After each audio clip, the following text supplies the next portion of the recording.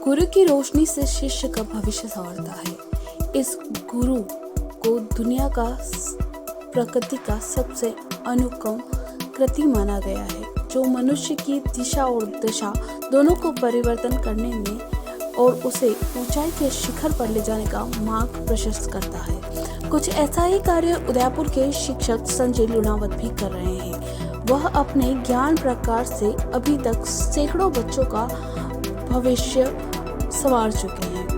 उदयपुर शहर के माई मिशन निःशुल्क कोचिंग संस्थान के संस्थापक संजय लुणावत ने वर्ष 2016 में इस कार्य की शुरुआत अपने घर के कमरे में 2 बच्चों के साथ शुरू की।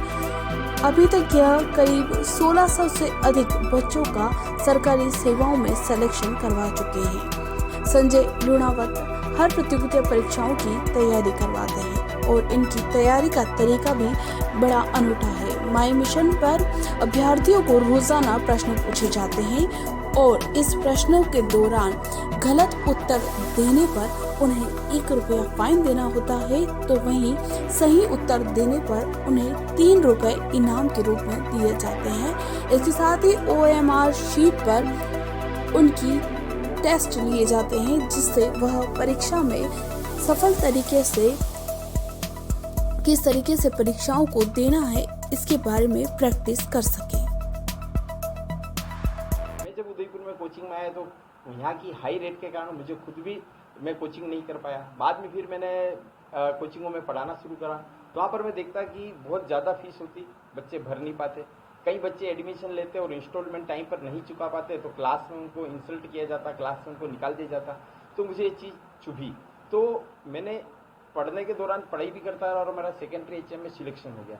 तो उस वजह से फिर मेरे को जब लगा कि अब मैं सक्षम समर्थ हूँ, गजेटेड पोस्ट पर आ गया हूँ, मेरी एक अच्छी सैलरी है, अब मुझे पैसों का लालच छोड़ करके मुझे फ्री क्लासेस देनी चाहिए। तो चूंकि ये मेरा मिशन था, इसलिए हमने इसे माई मिशन नाम दिया, जो मेरे पिताजी स्वर्गीय सुरेश चंद्र जी लुणावत से प्रेरित होकर के किया है। और साथ में जब शुभम मेरे से जुड़ गया तो जाहिर है कि 1 और 1 11 हो जाते हैं। और फिर मनन जी, ललिता, पूर्णिमा जी, कोमल, ऐसे बहुत सारे टीचर्स हमसे जुड़ते गए और ये कारवा कि जो बच्चे आरक्षित वर्ग के हैं वह भी सामान्य श्रेणी में, जनरल कैटेगरी में आकर के सिलेक्ट हो रहे हैं।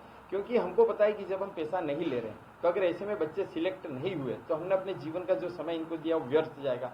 तो इसलिए हम पूरी जी जान झोंकते हैं कि बच्चे हर हाल में सिलेक्ट हो।